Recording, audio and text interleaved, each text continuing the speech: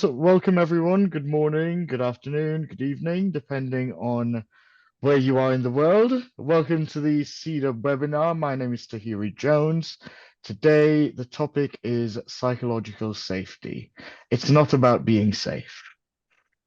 Thank you for joining us today to talk about something that, despite being well known, it's sadly misunderstood: psychological safety.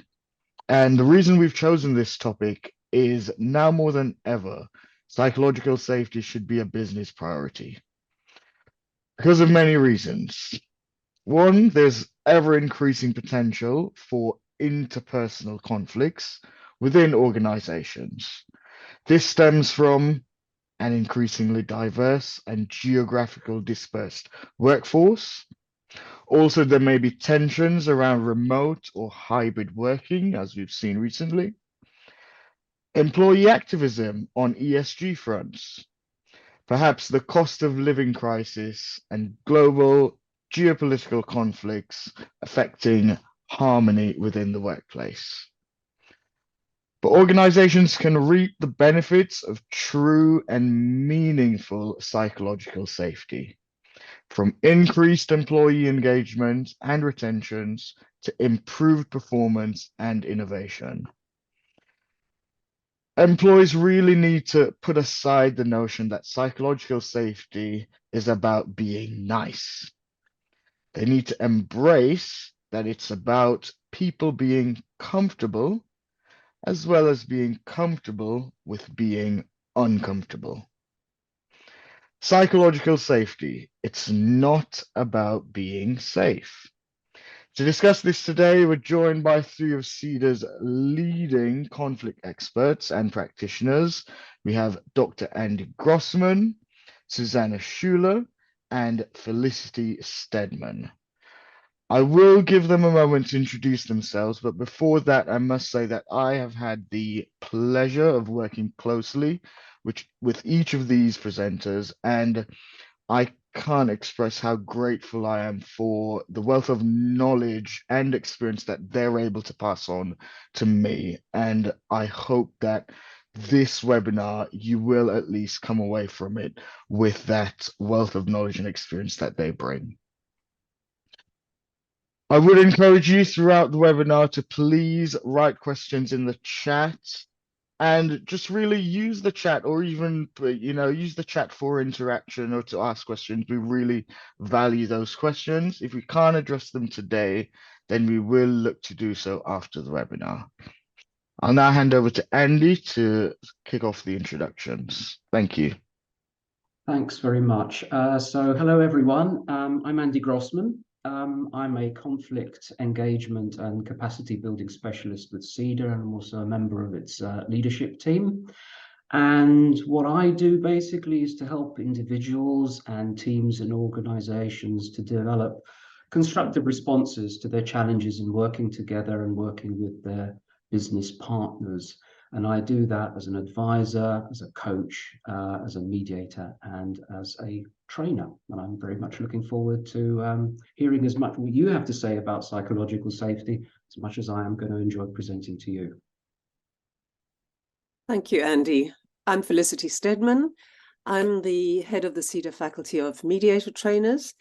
And we talk about psychological safety one way or the other in mediator training because, of course, mediators, particularly workplace mediators, are often dealing with teams, working with teams in conflict and crisis, and helping those teams to have good conversations in a psychologically safe environment, but also helping organizations make adjustments to how they work, how the teams might work in the future.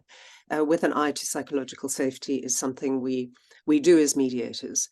I'm also a CEDR mediator. I've been a mediator for a very long time, starting my career in South Africa. Susanne. Thank you. Yes, hello. So I'm Susanne Schuler. I'm Director of Training Consultancy at CEDR, and also what we call ourselves now conflict engagement specialists, because we have been thinking a long time, what is it that we're actually doing? And we engage in conflict, and that can be at each level of conflict, highly escalated or small c ones. And the idea is really to help people, and that's my passion as well, individuals, teams, and organizations to reframe conflict as an opportunity. Because there's one bad news I just give at the beginning of this webinar, you might then leave already, is we will not give you a panacea to not have conflict today, or to feel cozy about it. But what we can give you, and that is also part of the job we do as trainers, mediators, and coaches, is how can you be part in creating an amazing workplace, or a place where you can enable people to feel more confident to go into conflict. So that's what we can do, and that will be one of the key takeaways I promise you will take away today. I've been working in for the last 20 years in this field in more than 30 countries and operating in different cultures. So I think what we talk about today, and that's why we asked you where you are from, has to be translated, of course, in your local context. And there are some universal principles in conflict, which in our experience so far is applicable wherever human beings, or people, as our colleague Phil says it, where people are operating together. Because the human dynamics is what keeps us alive and what also keeps us frustrated and sometimes unsafe. So why do we care about psychological safety? It's one of these topics now. Everyone, a lot of organizations use that, not lightheartedly. It's something the organizations we've been working with really care about.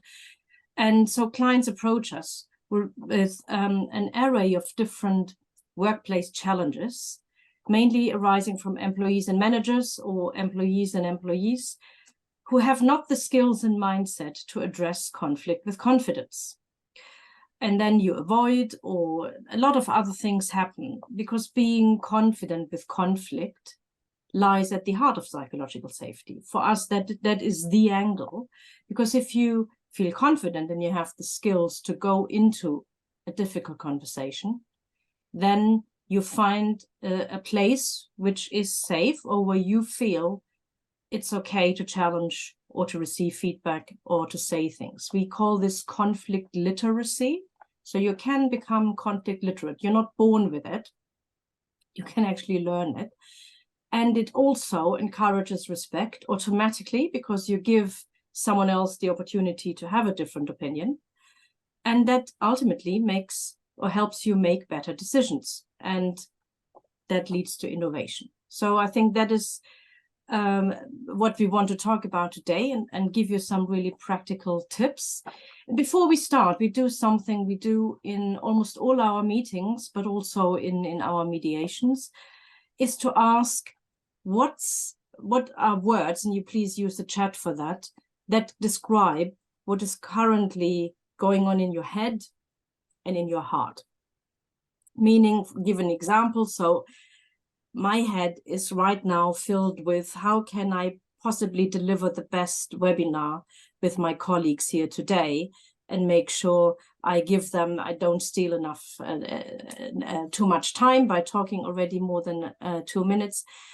And in my heart is right now, I just was in Germany to visit my mother, is being basically caring for her well-being. So I have this combination of head and heart in my mind. So please share with us what words describe what's going on in your head. So you can do head, double point in the word, and heart, double point which word. So just fire away whatever you would like to share.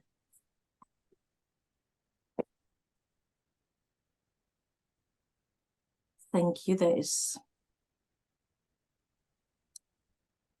increasingly Christmas. Thank you for sharing that. Looking forward to learning. Curiosity.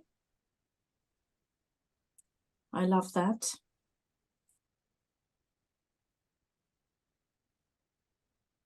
Good. I can see. What I like here is, I got moving house. That is head and heart. Okay, you have my full empathy. I see lot of curiosity, connecting, and good. I can see you fire away, and once you're in the flow, you can actually get really an idea. Why do we ask that? And thanks also for sharing that so openly. Andy and I had a workshop this year where alone that discussion took us, I think, half an hour before, and it was just an icebreaker exercise. And we went into a fully blown philosophical discussion. Why do we discuss head and heart? Let me give you a quick, because it's the webinar scenario is good because we can actually tell you. But of course, please always contradict and feel safe to put whatever you want in the chat to challenge us. I think if you ask people at the beginning of a meeting what's going on with them, not only in their mind, but also how they feel, means you can manage expectation how the outcome might look like, because what everyone brings to a meeting will shape the outcome. And if you're not aware of a situation, or if you make people aware, you might encounter blockages, or the opposite. Everyone is totally on fire, and since we want to really get things done, you might choose a different method to speak about a point. So checking in is about addressing the state of your mind, not that of the technical aspects of your work. And that is a key point already when talking about psychological safety. It's not just head and mind, and it's also about the heart, which actually brings us to Felicity, who says, what are we actually covering today? For those who all put in the chat, I'm so curious what I am learning today. So what is on our plan, Felicity? Right. Well, we've already had one tip, and we want to be really practical at the end of the day on this webinar, so people have things to go away with and implement in relation to psychological safety. And one tip so far is what we've just done, checking in with colleagues. So really working with the whole person, not just the head and the agenda, but also what they bring into the meeting that is in their heart. So let's have a look at the outline for the workshop, and I'll just run through that. We'll start off by having a look at the definition. And there's a useful, straightforward definition from the person who really started out with this concept, psychological safety, Edmonson. And we'll also look at what it is not, because Tahiri said, yes, people have different ideas about what it is. Is it about being safe? Is it about being nice? Is it about being comfortable? So we'll look at that. We'll also link psychological safety to other aspects of what is going on in a team. So team drive, team mindset. So how open are people to, how ready are they really to participate in a to contribute in a way that is psychologically safe, or to believe in the opportunity of psychological safety. We look at the different levels of psychological safety. We look at what indicators there might be of a presence of psychological safety. And you can actually do a couple of online assessments of degrees of psychological safety in your team to give you a sense of where you stand. Then we'll look at feedback, because giving feedback effectively and also being open to receive feedback is a key part of managing and creating psychological safety, and hearing from people the feedback from them as a leader, but also giving feedback within a team. And then back to the practical, what can you do to enhance psychological safety in your team when you're back in the workplace? And as Tahiri has said, we encourage questions in the chat, and anything we don't deal with or have time to deal with, we will deal with by way of a video recording, possibly, that we send to everybody. So we'll be able to answer all the questions. So I think, Andy, over to you. Thanks very much, Felicity. So let's start with this definition, which comes from the originator of the sort of concept of psychological safety. And if we can have the slide up and just have a quick look at it. There we go. It's up there. Not that one. If we just go to the definition Tahiri, which is there we go. So that's what Amy Edmonson wrote. And thinking about this is a concept which has lasted for 25 years. A belief that one will not be punished or humiliated for speaking up with ideas, questions, concerns, or mistakes, and that the team is safe for interpersonal risk-taking. So that sounds okay. It's certainly easier said than done. But over those 25 years, there have been a number of misconceptions which have arisen around what this really means. So if you look now beyond the sort of face value of that definition, and now let's look at what psychological safety is not, because in a way that's easier to explain what it is by looking at the things that it's not. So the first thing to say is that it's not a goal in itself. It's a little bit like talking about collaboration. We sort of get the idea, but we sometimes fall on the notion that either psychological safety, collaboration is what we need. Yes, you need it, but it's there to achieve whatever your business goal actually is. And it doesn't matter whether you're in professional services, whether you're making things, you're operating things. All psychological safety are the behaviors and practices that encourage psychological safety to facilitate the goal.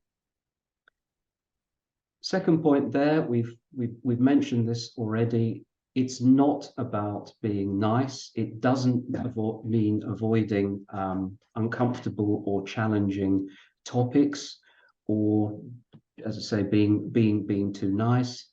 It does mean, though, fostering an environment where constructive conflict is welcome, and where being authentic, so being your true self, is really valued. For managers who are maybe more used to compliance, that may be particularly difficult for them, because they will be hearing things, concerns, they'll be asked questions which they've probably not heard before. It's also not a justification for rudeness or disrespect.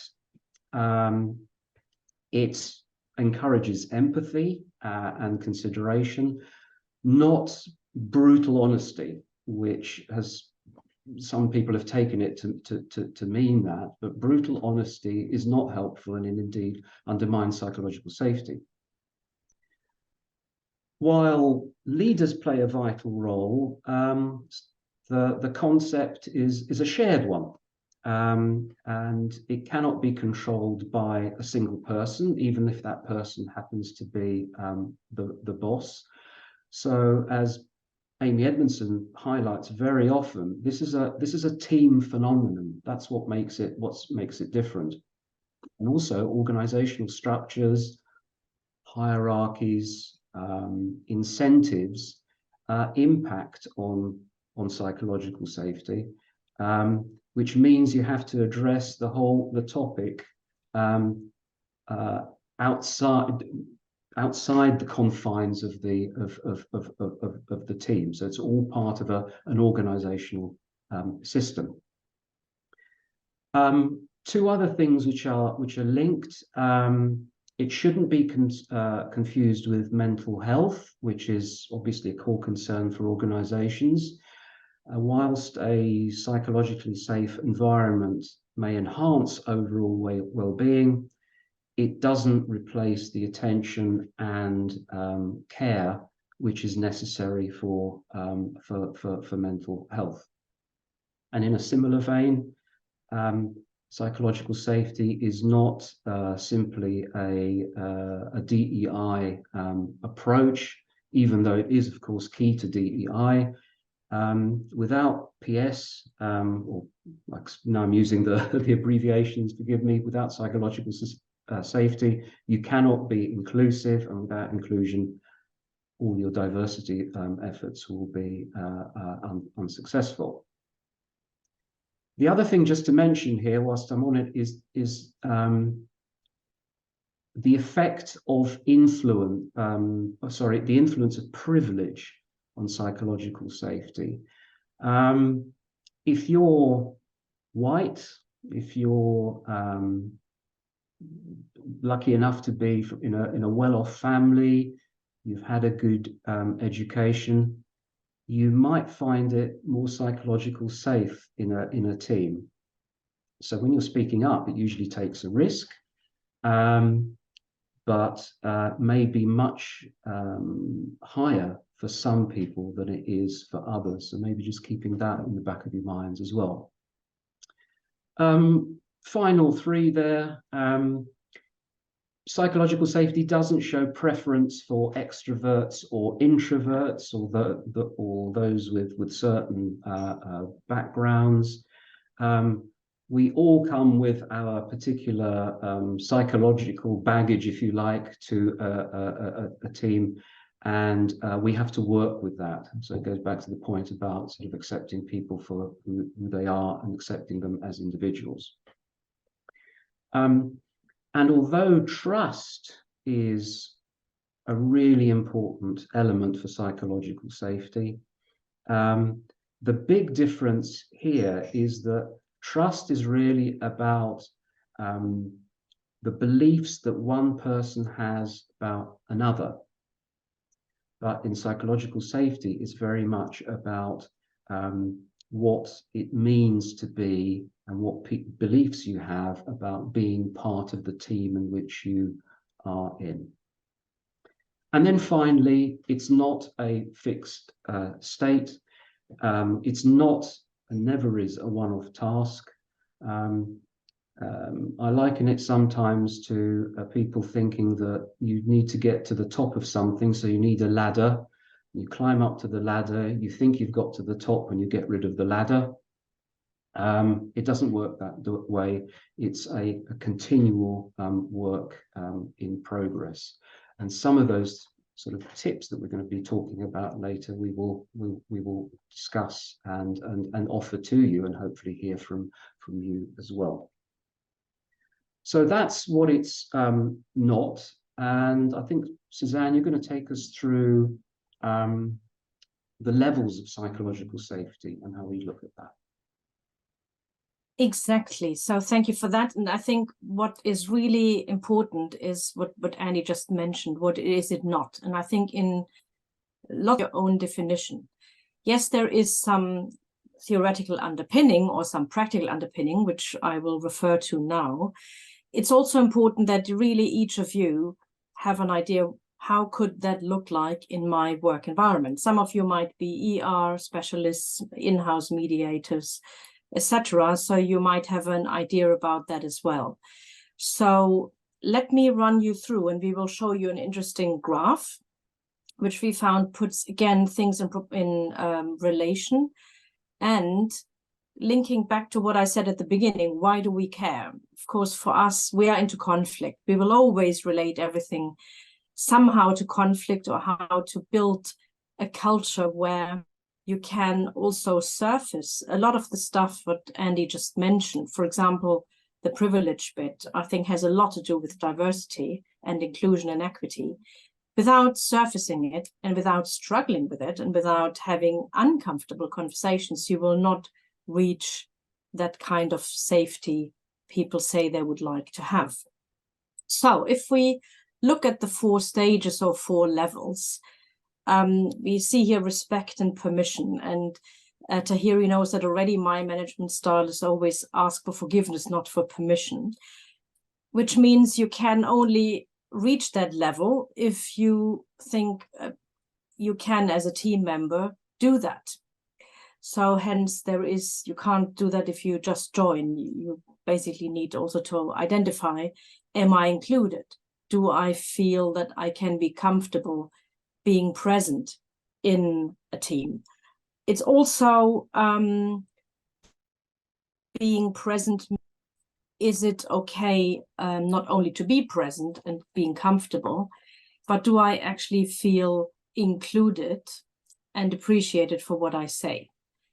And that to tackle that first level of what is called inclusion safety is possibly the one of the difficult ones, because you need to get also right how you define inclusion.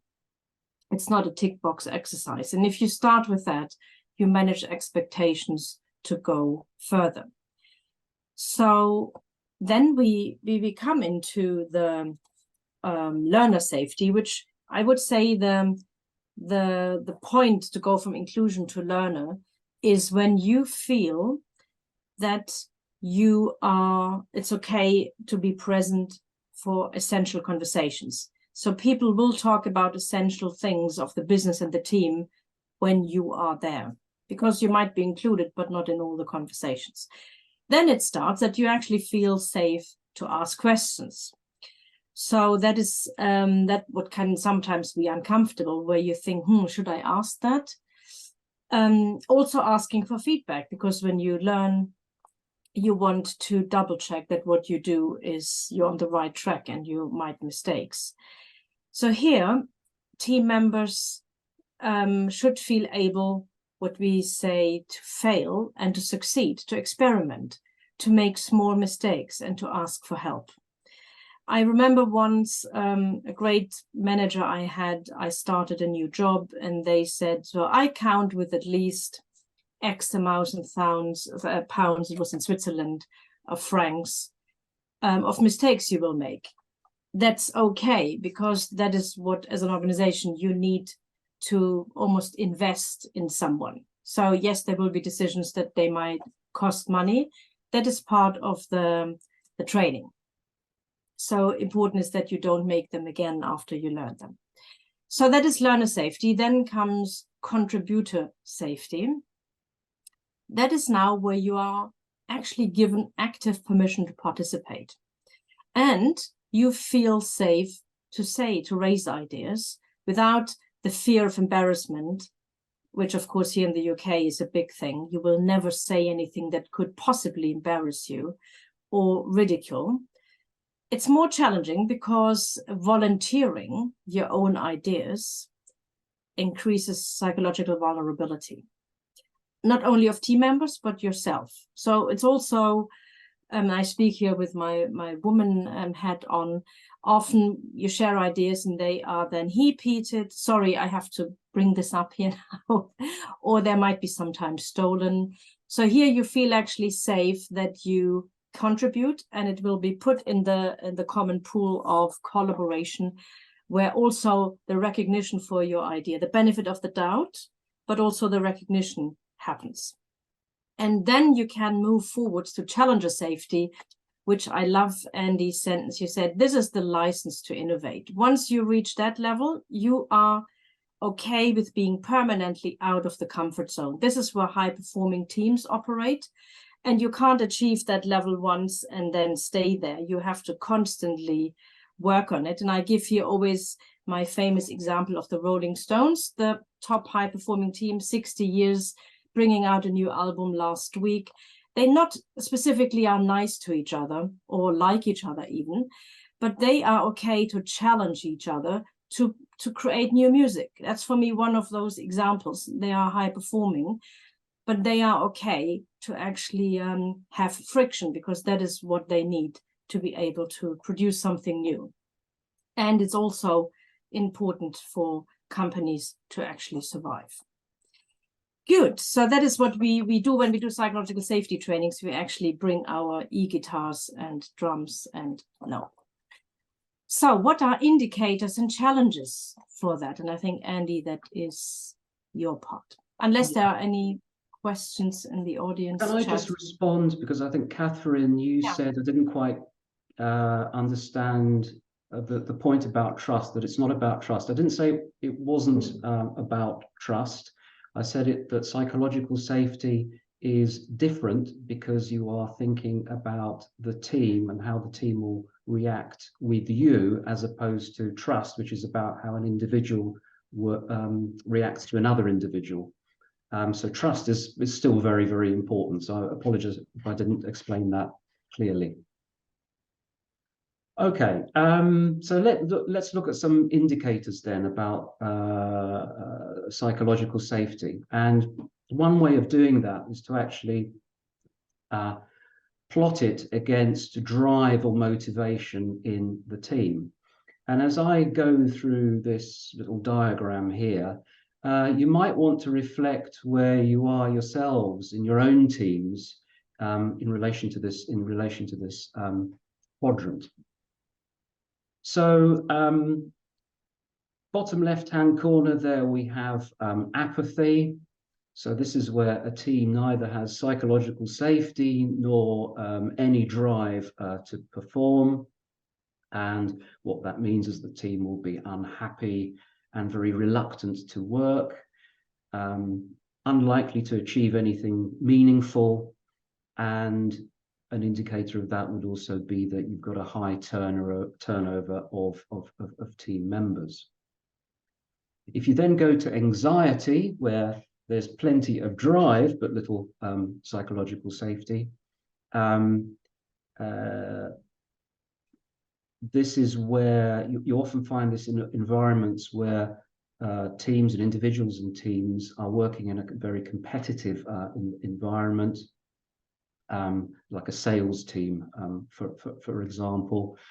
Again, likely to be a high turnover of team members, lots of signs of burnout and high stress levels, and probably more interpersonal conflict, which will happen there. And equally, you might find that there are little alliances forming within the team, almost like little subgroups, because people need to find a sort of common enemy with each other. Then this is one which we come across quite often, the comfort zone. So this is where there's a high level of psychological safety, but not that much of a drive to succeed. So people feel comfortable, but they don't really ever reach their potential for performance. So teams here will probably be quite well established. They will last a long time. They might even achieve some of the goals they've set for themselves.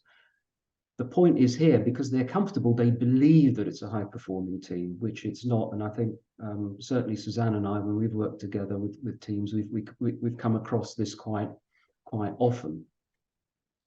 And then finally, high performance, and you could actually replace the word high performance with learning there as well. We'll get to that in a moment. So high psychological safety, high motivation. They want to sort of deliver results. And yes, this is where really sort of innovation, creativity happens. And an opposite sign here would be that you have a lower turnover of team members. And they're also very confident in communicating their achievements and what they've done outside the team. So you might want to consider your own teams where you are in that quadrant. Okay.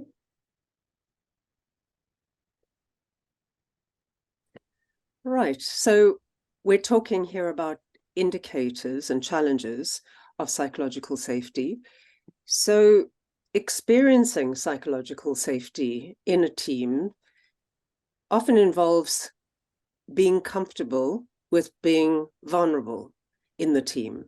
So actually speaking up, doing things, saying things that put you on the back foot. So let's think of a few examples here of what people might do or say, making themselves vulnerable, that indicates that there's a higher level of psychological safety. So just an example to get us going, and you might want to put into the chat some other examples, and I'll ask my colleagues for some. But for example, in a meeting where everyone else seems to understand what's going on, and you say, hang on a minute, I just don't understand what we're doing here, or I don't understand that last point. Now, the risk is you sound stupid. and that you haven't been listening, you're not following, but actually you feel safe enough to say that. I'm just not getting it. Can you go over that again? Susanne or Andy, do you want to contribute an idea, and we'll pick up some in chat?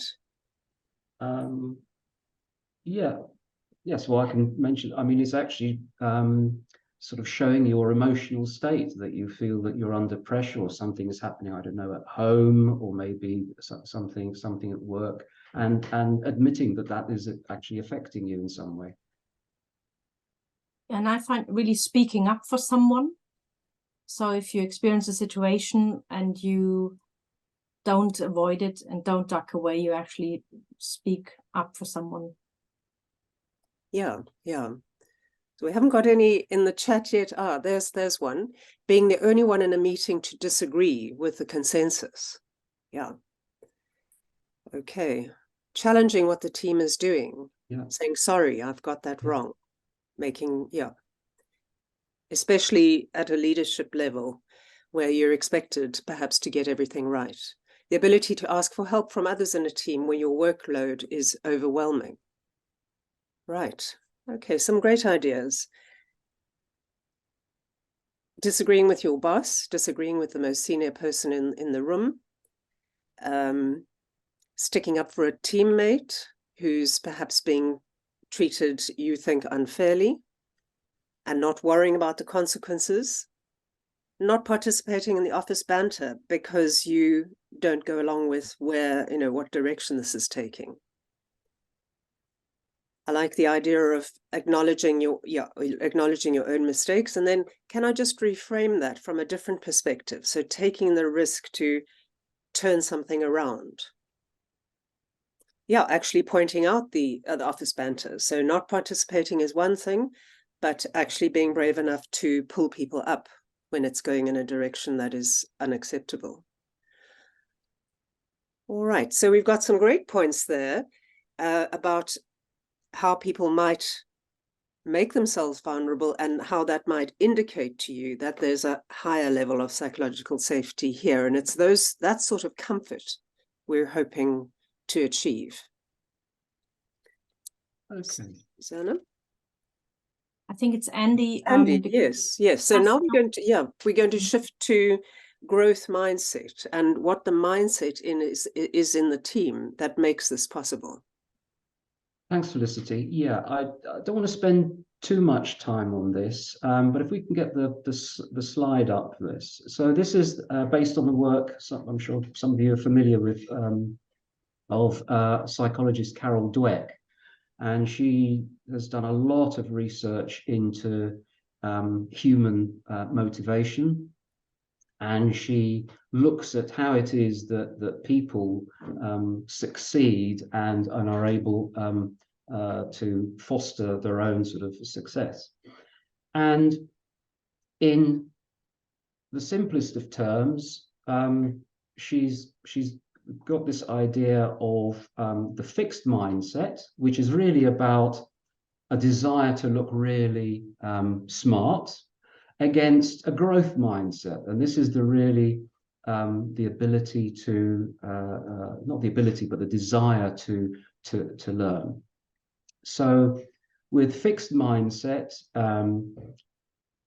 challenges are avoided. People tend to not be very tenacious.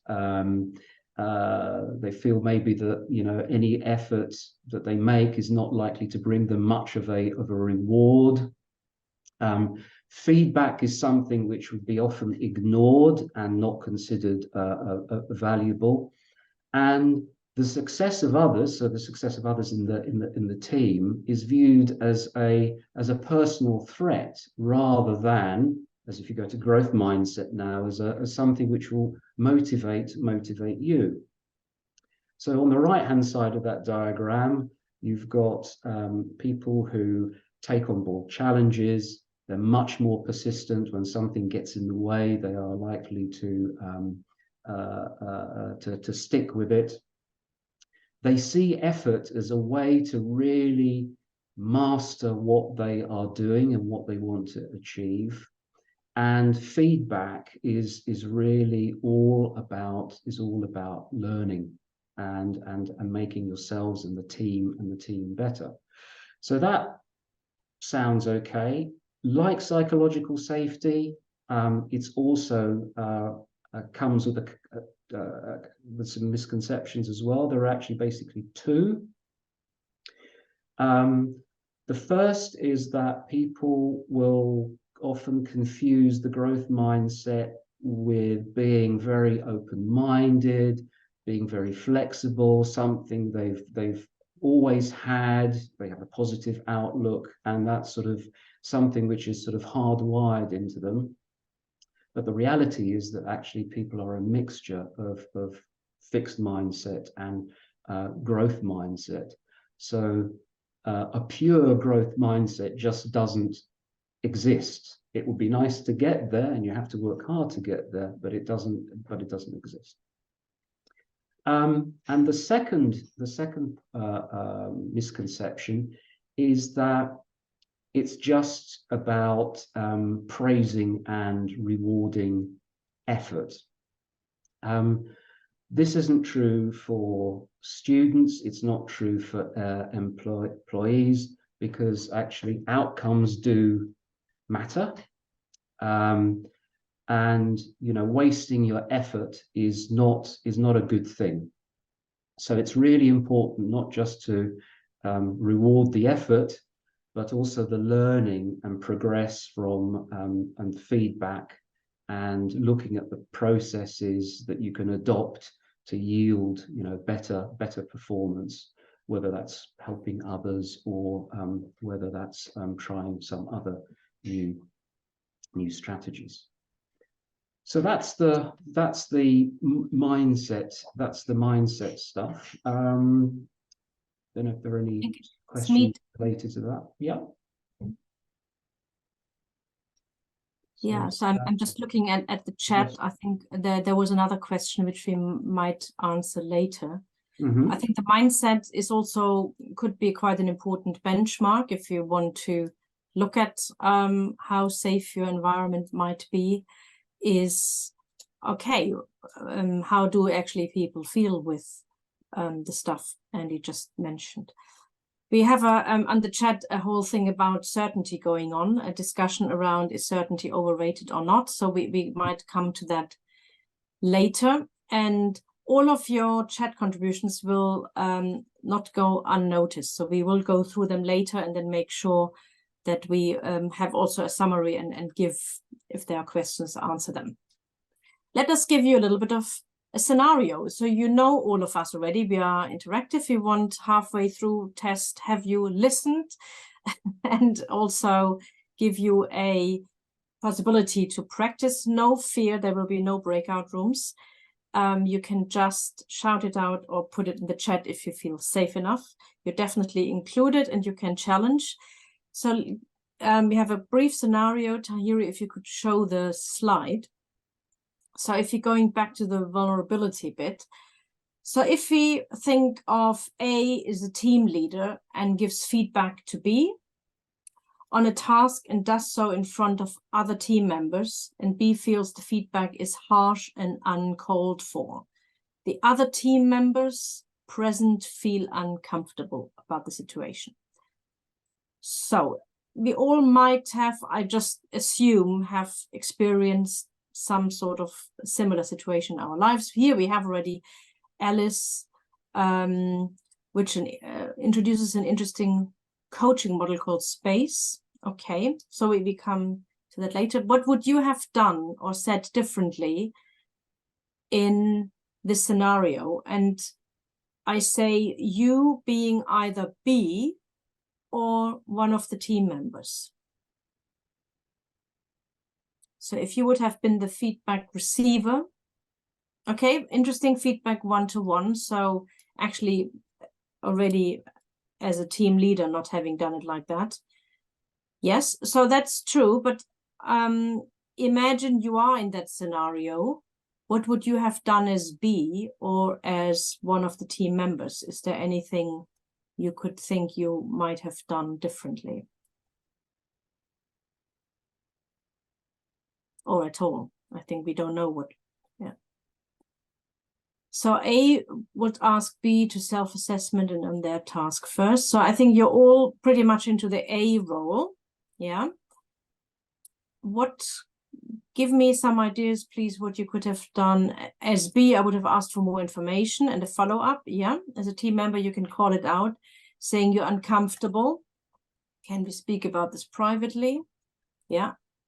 Challenge A's feedback, raise how it makes. I love that, Alexa, to actually apply nonviolent communication. When you said that to me in front of everyone, I felt not appreciated, and I felt you give feedback without background. So please give us a moment to go over that.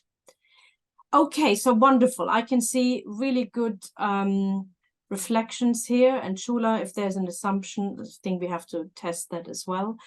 So what is important here is that we, and we go on the importance of feedback now, because to be able to actually challenge, you again need to be skilled and confident how to challenge. And that is something, if you come to one of our workshops, we really spend some time with how to be assertive and what to do and how to actually how to say that, because it's always easy in hindsight, but actually how to prepare yourself. Good. So Andy, is there, because you are Mr. Feedback as well, that's one of your passions. So why is it important to actually give feedback? Why should you care about feedback? Isn't that totally overrated? Well, my feedback at the moment is that I'm conscious of time as well. So I just want to just make a few very brief comments about this. I mean, giving effective feedback is probably one of the most important components of psychological safety. If there's one thing you could really focus on and do, is to develop a sort of a feedback culture. The trouble with feedback is it's associated with certain negative things, and it's associated with emotions both before, during, and after the feedback. And probably many organizations, many people in organizations will see it as a sort of necessary evil, because it's associated with this, the annual sort of development review. And annual development reviews in general, well, I think people know that don't really support them very much, because I think by the time you get to the point of actually doing the review, time has gone and we've wasted a lot of sort of opportunity to do that.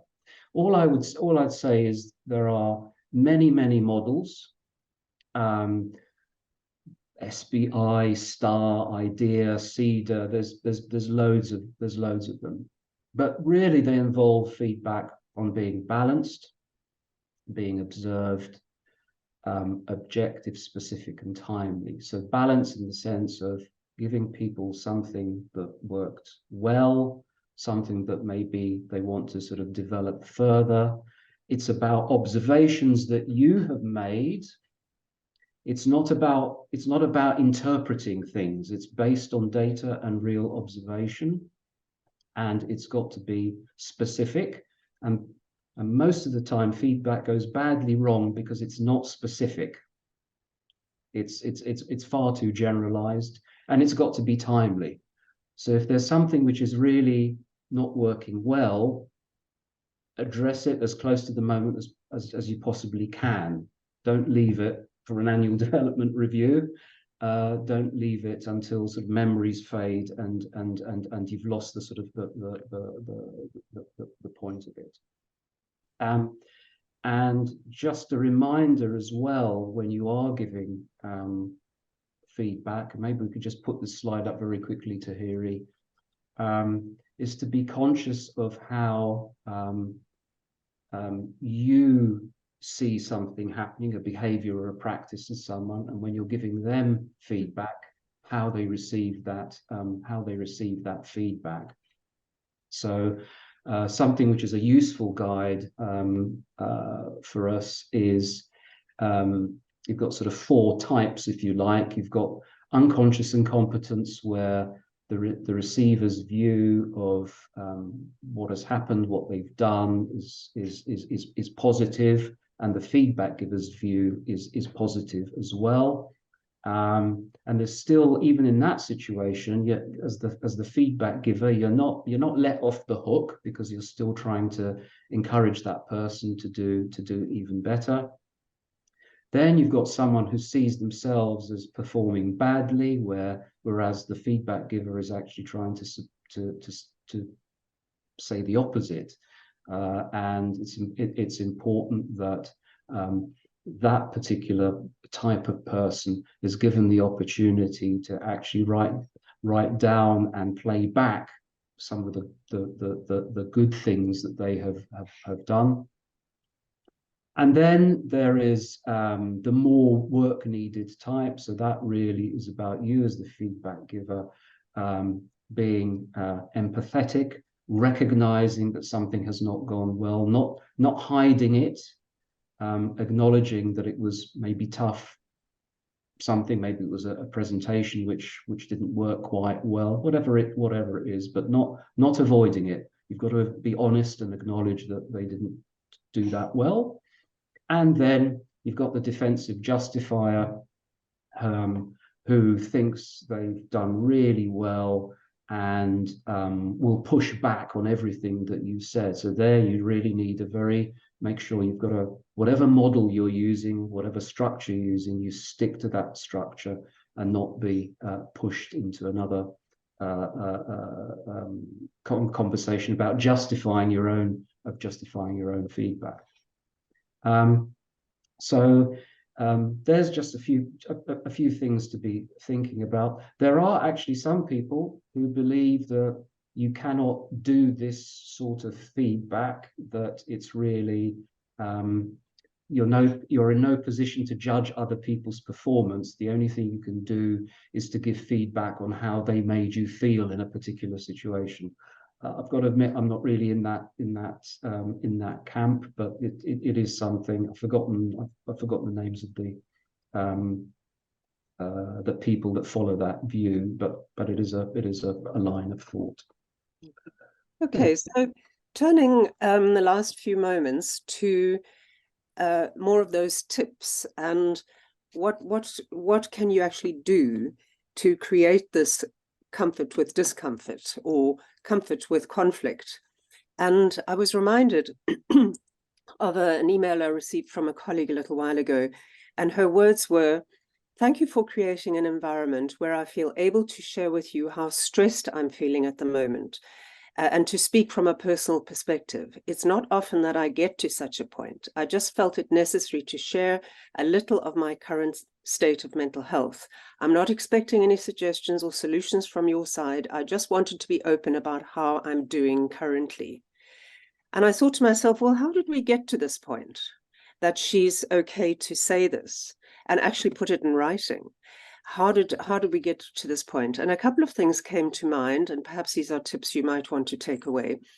Over the years, we've really got to know one another as colleagues, and also as not, I wouldn't say even friends, but more about the whole person, what's going on in her life. And I know when she's ill, I know what her personal challenges are, and I feel comfortable to share as well. So it's a kind of mutual vulnerability.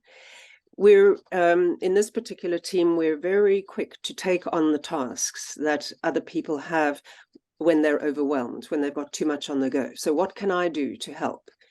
We also don't shy away from giving feedback, not only at performance review time, but all the way through the year. So this feedback point is really, really key.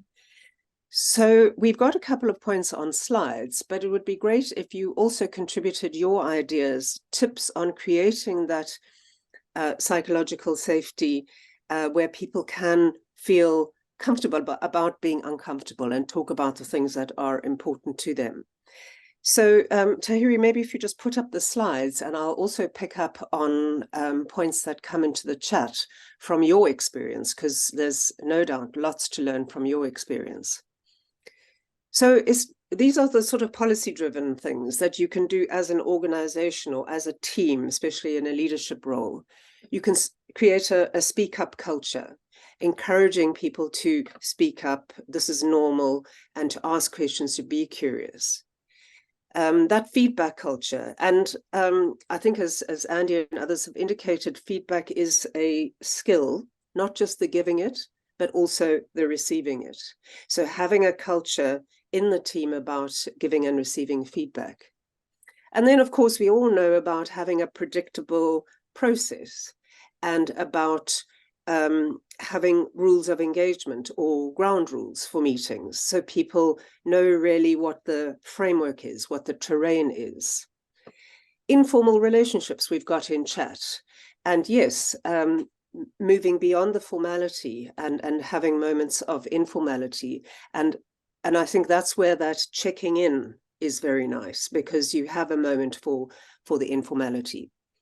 Training in effective conflict management skills, because without active listening skills and all that goes with that, people will, really not be able to have these conversations in an effective way. Support and mental health, well-being, measuring, I mentioned that. Being conscious of psychological safety in performance reviews. So talking when you have a performance review about things like confidentiality, perhaps 360 feedback, etc. Reverse mentoring is a nice idea that I think comes from Edmonson, and that's a process of a senior employee formally learning from a junior employee, so that you kind of interfere with the hierarchy. And then if we move on to the next slide, Tahiri, at a much more personal level, if you're able to model, of course, to model the behaviors you want to see in your team. So if you're the team leader, is to being frank about mistakes and things you've got wrong. Normalizing the vulnerability and authenticity, acknowledging your fallibility, that paves the way for others. Lots of questions, and we've had that point already, and use of inclusive language. And there's some great points here that are coming up in the chat, recognizing structural inequalities, that mean being, and that was really Andy's point about race, etc., that for people who are of the dominant group, the majority group, it's a lot easier. And if you're a manager, it's a lot easier to be vulnerable. It's much more difficult if you're a minority or a junior. So recognizing that. Okay, so starting with yourself, Amanda's point, and that's this last slide. Start with yourself, recognize your own triggers and shame stories, so that you're aware of what might trigger things for you, and also being authentic. Okay, so some, rotating roles, devil's advocate, the 6 hats, the de Bono 6 hats, putting people in different, that's maybe a little safer, where people are playing a particular role because permission has been given to do that. Susanne, you're going to round us off. Yeah, I close that, and I think there is, I can see you're all warmed really up to the topic, and now it would be really nice to discuss. Why don't we continue the conversation? So we close this webinar, we capture your thoughts, but definitely do another follow-up session with those thoughts. I think there was something, as I could see in the chat, about inclusive language, inclusion. I think that whole topic is definitely something. Then meeting hygiene, what are methods like the 6 thinking hats to actually create the inclusivity. So there's lots to do, what we can share, and actually now got from you as well. So thanks for participating, and we promised you at the beginning you will take away that you have an idea what part you can play to create an amazing atmosphere for psychological safety. I'm sure you have some ideas, and if not, contact us. We will reply to you with a thank you, and if you want the slides, then please ask us as well, then we can send them to you. Good, thank you. Thanks to Andy, Felicity, and Tahiri. It was great to work together. And to be continued. Have a powerful day and have a think what you can do already right now after this webinar, what you can do to contribute to help your colleagues to feel they can challenge or give feedback.